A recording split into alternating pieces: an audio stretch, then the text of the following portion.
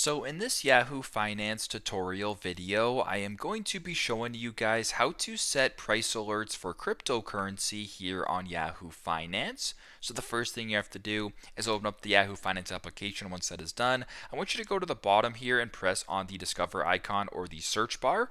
Right in between markets and news, press on Discover. Now at the top here where it says equity, simply just slide that over to the right and press on crypto. Once crypto is highlighted, what I want you to do now is actually just select a crypto of your choosing. So for example, if you wanted to select Bitcoin, I'll just select Bitcoin right here, ticker symbol BTCUSD.